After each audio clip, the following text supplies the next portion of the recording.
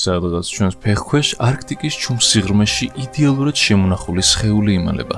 ის ეკუთვნის ქალს, რომელიც 2500 წლის წინ გარდაიცვალა.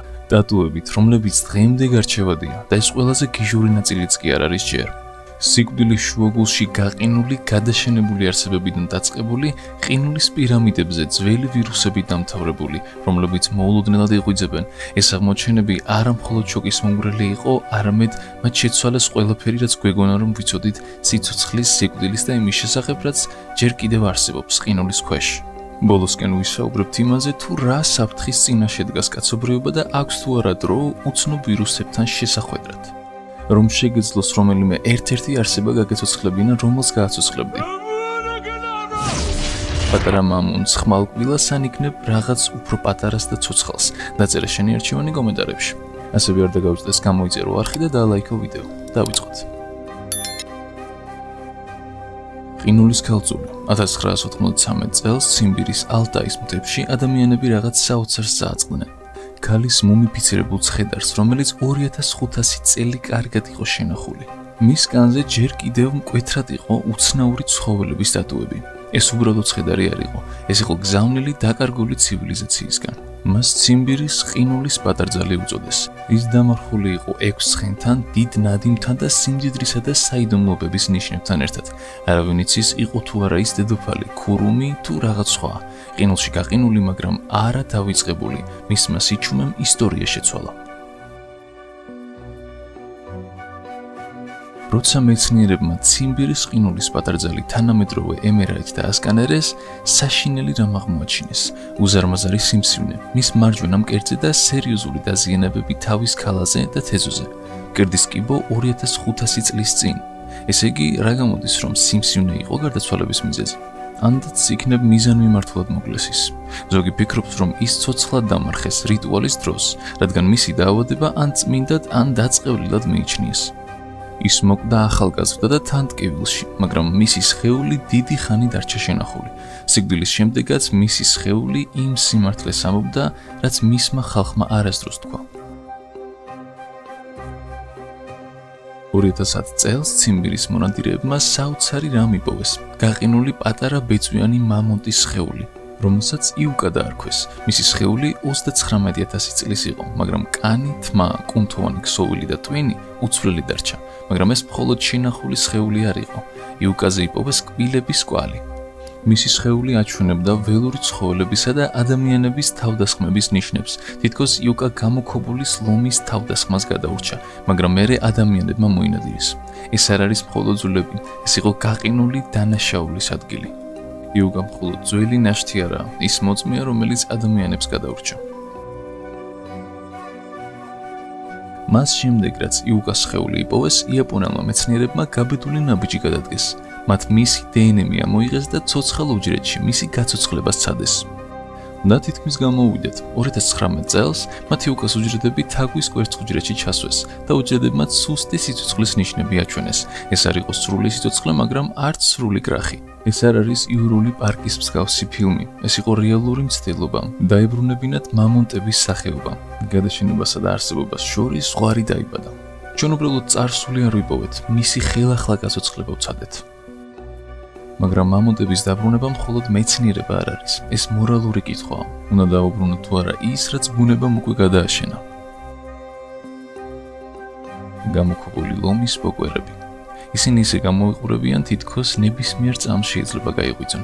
2015 და 2017 წლებში მეცნიერებმა ციმბირის მარად გაყინულ მიწაში ორი გაყინული პატარა გამოქვაბულის ლომი იპოვეს. სპარტა და ბორისი.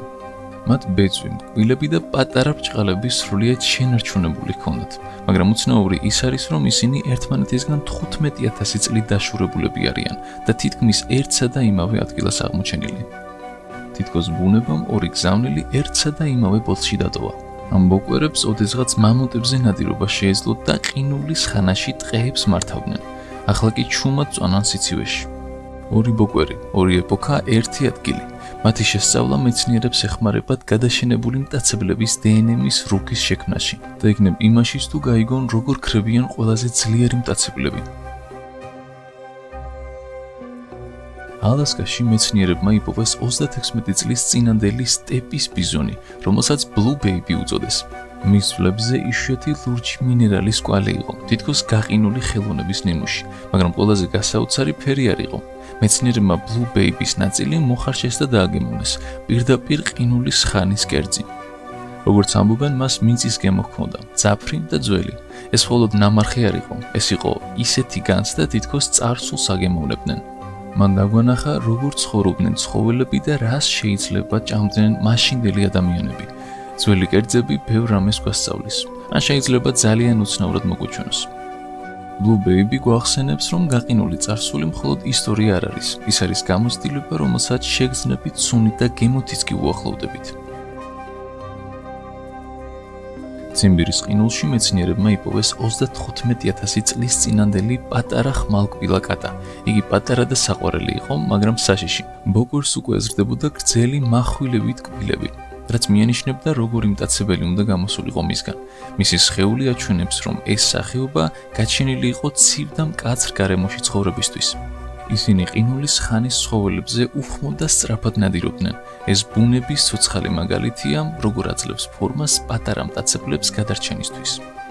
პატარა ზომა დიდი საფრთხე, ბუნების იდეალური პარადოქსი. ეს ბოკვერი მხოლოდ საყვარელი არ იყო, ის სწავლობდა თუ როგორ გამხდარიყო ცივი ამინდის მტაცებელი. ამჯერად მეცნიერებმა ციმბირში იპოვეს თითქმის სრულად შემონახული ყინულის ხანის პატარა ცხენის ნაშიერი. მისი რბილი ქსოვილები იმდენად კარგად იყო შენახული, რომ მეცნიერებმა თხევადი სისხლი აღმოაჩინეს მის ზარღვებში, გაყინული სასწაული.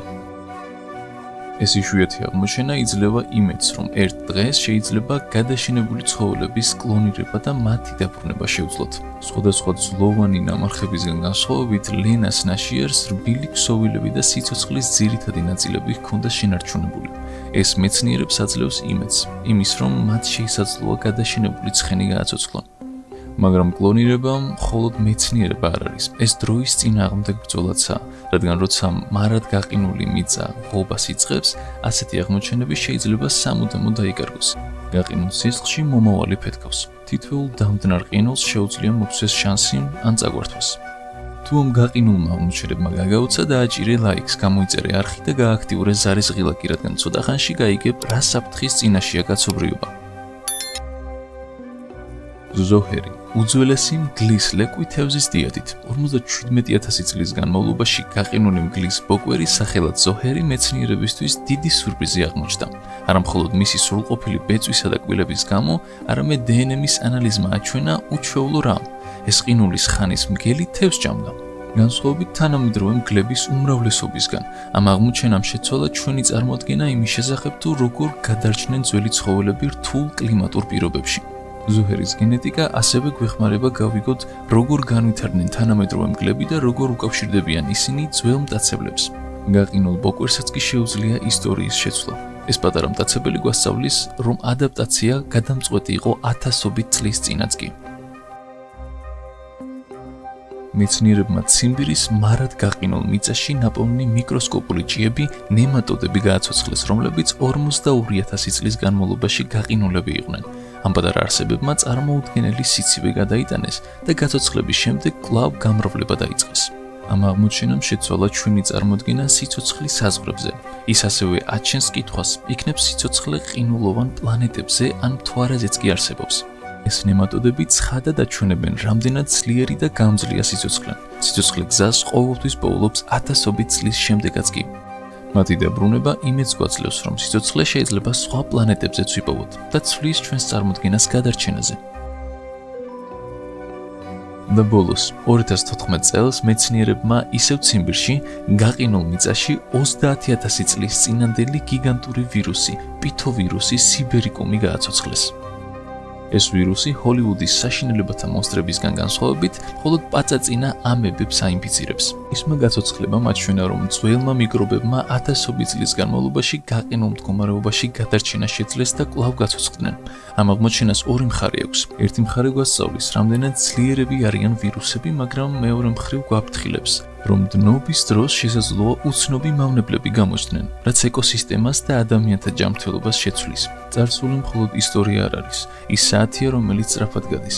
გაყინული ვირუსები გვაიძულებენ ვიფიქროთ უსაფრთხოებაზე გლობალური დნობის პროცესში.